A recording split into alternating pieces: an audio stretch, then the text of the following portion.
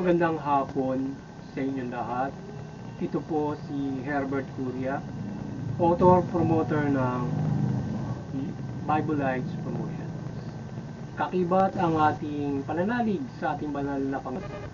Banal na Panginoon sa Kristo at gabayan ng kaliwan na galibatan ng Santa Maria ay ating po ibinabahagi sa inyo sa linggong ito. Ang mensahe ng ating banal na Panginoon Diyos. Ang tema ng mensahe ng ating banal na Diyos ay ang mga nais mamuno ay maging mabuting lingkod at dapat magpakababa. Ngayon po ay babasahin ko sa inyo ito mula po sa Bagong Tipan ng Mabuting Balita na paghahari ng ating banal na Panginoon Diyos sa pamamagitan ng banal na Panginoong Yesu Cristo. At ayon po dito kay Apostol San Mateo, Kabanata 20, Talatang 27 hanggang 28. Ito po ang mensahe. At sino mang ibig maging pinuno ay dapat maging alipin ninyo tulad ng anak ng tao na parito hindi upang paglingkuran, kundi upang maglingkod at ialay ang kanyang buhay upang matubos ang marami. Ipagpatuloy po natin kay Apostol San Marcos, Kabanata 9, talatang 35. Ito po ang mensahe. Si Jesus, tinawag ang 12 at sinabi, ang sino mang nagnanais maging una ay dapat maging huli. Huli sa lahat at maging lingkod ng lahat. Ipagpatuloy sa mga taga-Roma, Kabanata 12, talatang 9. Ito po ang mensahe. Maging tunay ang inyong pag-ibig, kasuklaman ninyo ang masama, pakaibigin ang mabuti. Ipagpatuloy po natin sa mga taga-Roma, Kabanata 4, talatang 11. Ito po ang mensahe. Kaya't pagsikapan natin gawin ang mga bagay na makapagdudulot ng kapayapaan at makapagpapatibay sa isa't isa. Ipagpatuloy po natin sa Roma, Kabanata 13, talatang 1 at 4. Ito po ang mensahe. Ang bawat tao ay pasakop sa mga pinuno ng pamahalaan sapagkat walang pamahalaang hindi mula sa Diyos at ang mga pamahalaan na umiiral ay itinatag ng Diyos. Sila'y mga lingkod ng Diyos sa ikabubuti mo. Ngunit matakot ka kung gumagawa ka ng masama. Sapagkat sila'y talagang may kapangyarihan magparusa. Sila'y ng Diyos at magpaparusa sa mga gumagawa ng masama. Tuloy po natin ang 2 Korinto, Kabanata 9, talatang 8, Kabanata 9, talatang 8 hanggang 9. Ito po. Kaya ng Diyos na pasaganain kayo sa lahat ng bagay, hindi pa sa inyo pangangailangan, upang may magamit kayo sa pagkakawang gawa. Gaya ng sinabi ng kasulatan, siya ay namudmod sa mga ang kanyang kabutihan ay walang hanggan. Ipagpatuloy po natin sa mga taga-Galacia, Kabanata 5, talatang 1. Ito po ang mensahe. Pinalaya tayo ni Kristo upang manatiling magpakatatag na tayo at huwag nang paalitin pang muli. Ito po ang mensahe at salita ng ating banal na Panginoon Diyos sa ating pagbabahagi ng mabuting balita din Bible Lights Promotion. Ating pasalamatan ang ating banal na Panginoon. Maraming salamat sa ating banal na Panginoon Diyos, Panginoon sa Kristo at din sa ating banal na Santa Maria. Salamatan natin ang banal na Espiritu Santo. At ngayon naman po ay paliliwanag ko sa inyo ang mga mensaheng ito mula po sa tema na ang mga nais mamuno ay maging mabuting lingkod at dapat magpakababa. Nais po ang ibabatid sa ating banal sa sino man sa atin, sa lahat. Kung nais nating mamuno, simbahan, pamahalaan o komunidad o saan mang bagay yan, na tayo ay dapat na tayo ay mamuno, lalong-lalo na mula sa ito ay gabay ng Diyos, hindi lamang sa simbahan, kundi para sa lahat ito. Na ito ay kung nais nating mamuno, dapat tayo ay maging isang lingkod. Kung gusto mong mamuno, dapat maging kang lingkod o ikaw ay maging lingkod ng lahat. Dapat ay kung gusto mong ikaw ay isang mabuting tagapamuno, ikaw ay maglilingkod sa kanila at hindi ikaw ang pinaglilingkuran. Lalo na sa pamahalaan, kung ikaw ay mamumuno, syempre ang ating pamahalaan ay hindi basta namumuno ito ay nagsisilbi, naglilingkod. Kaya ang mamumuno ay hindi lang basta umaayon sa kung ano ang pamahalaan, kundi ganun dapat yung pananaw ng isang namumuno na hindi ka boss kung ikaw ay sa pamahalaan, hindi ka basta boss doon at leader. Ikaw ay lingkod ng taong bayan. Ikaw ay tagapagsilbi ayon sa ibinibigay sa iyong pamumuno. So nagsisilbi ka mula doon sa pamumuno na ginagawa mo. So ganun. So at magpakababa ka. Kahit naman na Panginoon. So gusto mo maging leader, magpakababa ka at maging kalingkod.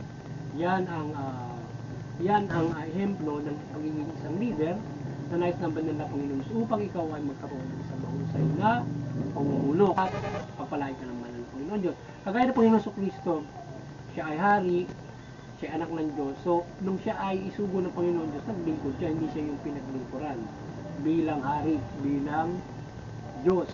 Kundi siya ang naglingkod sa sambayan ng Pilipino para sa kanyang paghahari at para sa paghahari ng banal na Panginoon.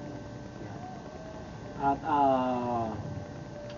yung ating mga nais mamuno, mga nais na mo kinakailangan, kung gusto nyo makapaglingkod, ay kayo ay dapat itunay ang inyong pag-ibig sa sambayanan. Tunay ang pag-ibig nyo sa tao at kasuklaman nyo yung mga masasama talaga. Masama, pakaibigin yung mabuti. So dapat maging matuwid kayo, dapat maging mabuti. So dapat yung maluluklok sa pamahalaan o sino man nais mumuno, dapat mabuti ka at matuwid ka. So dapat ay tunay ang iyong pag-ibig, pagmamalasakit sa kapwa mo bilang pinuno ka. Sapagkat lalo-lalo na sa pamahalaan, ikaw ay may malaking gampanin para ipatupad yan, dapat meron kang pagmamahal sa kapwa mo, sapagkat pag inabuso mo yung kapangyarihan mo, ay mabigat ang iyong magagawa na mula sa pinansya at saka sa kapangyarihan ay malaki ang magagamit mo yung pamahalaan kung naabuso ka. Ngayon, kung pagliling ng taong bayan, mananamasa ang taong bayan at mamumuhay ng maayos. Kaya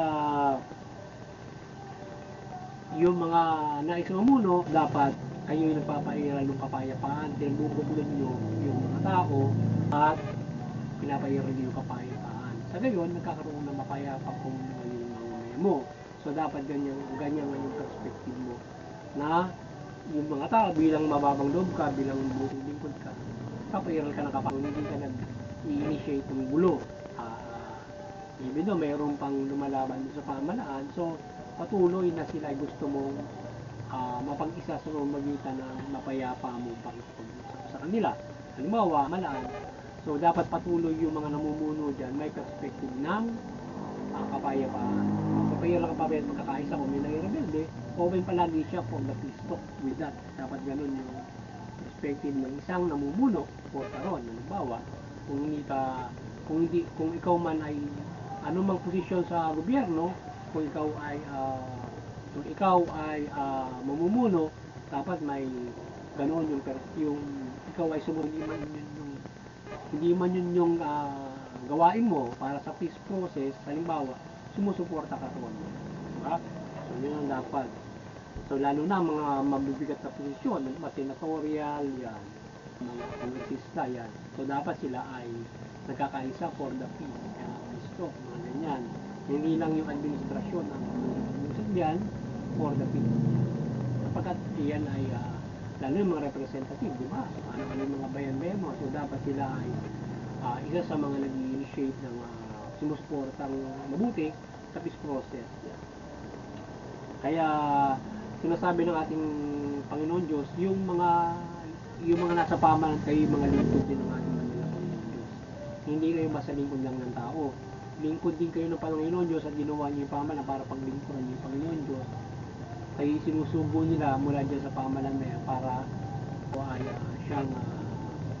siyang mamahala, siyang pairal na mabuti, enforce with the use of the government para sa taong bayan. Kayo ay kaya dapat kayo maging matuwid at mabuti. Nalikod ninyo sapagkat kayo binibigyan ng authority para magparusa. Lalo na yung ating Kongreso, Senado.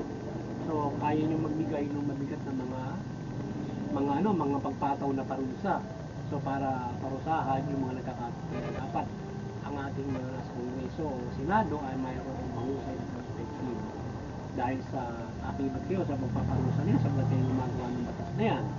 At mayroon pa kayong mga special power kagaya ng investigative para maparusahan ang sino man taong nagkakamali na nasa gobyerno, even anyone in society na mayroon sa para dyan, dapat yung investigahan.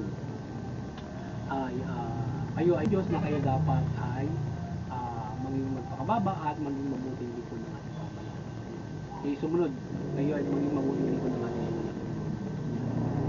Kaya aside from that na kayo nagpapayar ng kapayapaan, kayo itong yung dapat sa inyong perspective ay kayo ay matulungin, kayo ay mapagkawang gawa. Sa gayon, yung kabanong bayan ay paglilingkod nyo ng lubos, isisilbin nyo na maayos. Kung ang perspective ng halimbawa ang isang ahensya mo ay halimbawa kayo nasa DILG, ikaw ay nasa DSWD, ibibigay mo ng lubos yung servisyo ng DSWD, lalo na kung ikaw ay nasa pangulo ka or iba't ibang posisyon na dapat mong ibigay, nasa mayor ka o ganyan. Yung mandato mo, ano mang posisyon dapat gagampanan mo yung tungkulin mo para matulungan mo yung taong bayan ayon sa mandato mo at bibigyan sa gayon nakikita ang pagiging matulungin mo at naipaglilingkod mo na maayos sa gobyerno at naibigay mo yung biyaya ng Diyos mula dyan sa pamahalaan na ginawa niya. So dyan ay nabibigay mo ng para sa pagkakat, nasa sa ayos mo yung mga tao. So they will nalidivide fairly yung yaman ng basta with the government authority.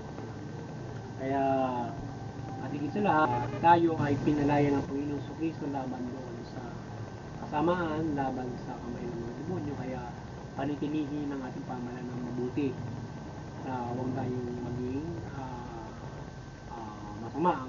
Tayo ay palaging sa kamay ng kasamaan. So, yung gobyerno huwag kayong magamit, lalo na yung mga nanonood dyan, para sa mga pahiran ng hindi mabuti o pang sariling kapakanan. Kapagkat pinagdadala yung mga tao sa paggawa ng hindi mabuti. But to bring the people o ang tao ay inyong pamunuan para ito ay maiwasan yung mga kasamaan. Sila ay hindi na malitin muli sa pagiging masama, kundi pagiging matuwid, pagiging mabuti. O tayo ay nasa nasa sa mabuting paggawa. Doon tayo dapat nakaalipin, nakangla, hindi sa kasama. Kasi kung alipin masama, mapapahama ka. Maging alipin ka dapat ng mabuti para hindi ka gumagawa ng masama. So ganun dapat yun. Always, nasa mabuti ang iyong ginagawa. Hindi naman ibig sabihin ng alipin nakatalikala ka. Ibig sabihin, angkla ka palagi sa mabuti. Ikaw ay nasa mabuting gawin palagi.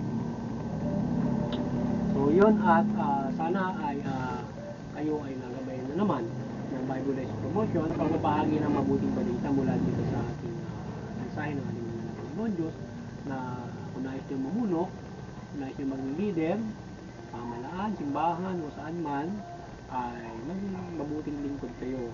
Maging lingkod, kayo magpakababa at hindi kayo basta bossing kayo nilalagay doon. So kayo maging lingkod.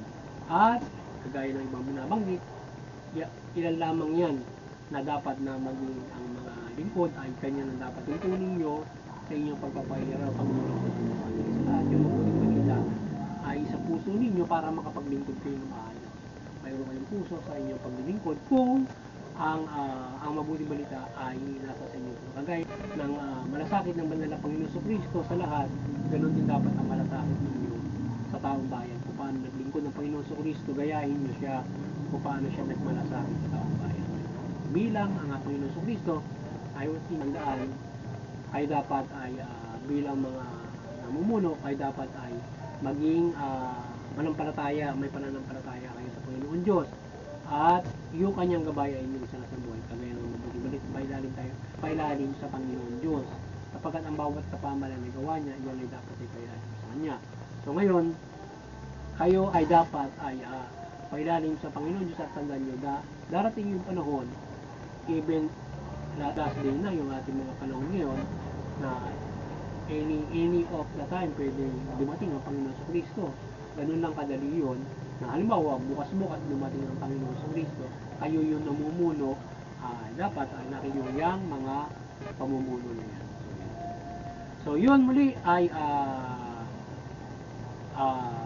magandang hapon sa inyo lahat at God bless you.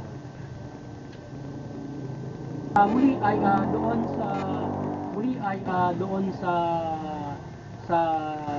sa interpretunity patuloy tayong magkaisa diyan at patuloy tayong magkaisa at patuloy tayong magkaisa sa interpretunity. Patuloy tayong magkaisa sa ating interpretunity at unawain natin ang ating mga relihiyon. So sa pag-unawa natin sa ating mga relihiyon ay hindi tayo nauwi doon sa mga hidwaan, tigalutan lang. So bakit nakakagabay tayo ng kapayapaan, pagkakaisa sa sangkatauhan, mga komunidad, pamilya, yan, mga grupo, yan. Iba't ibang lahi. At doon sa sa CBCP and Vatican Church, CBCP and Vatican Church ay sa CBCP and Vatican Church ay sa CBCP and Vatican Church patuloy kayong maliwanagan ng ating banal na Santa Maria at patuloy niyo pagbuklurin ng sangkatauhan sa pananampalataya ng Diyos, mula Panginoon sa Kristo ang mabuting balita.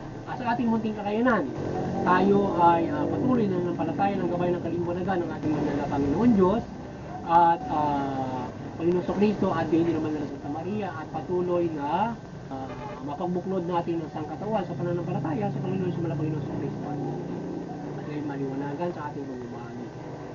Sa mga bawat kapamalaan, kayo ay ang bawat kapamalaan kayo ay maliwanagan ng banal na Santa. Mahala kayo ng matuwid, mabuti, tugunin niyo yung karapatang mga tao. Sa gayon ay makapamumuhay ng maunlad at mapayapa at may kaayusan ang inyong nasasakupan o ang inyong pinamumunuan. Sa gayon sila ay makapananampalataya ng magaan at mapayapa sa ating banal na Panginoon. Magandang hapon sa inyo lahat at God bless.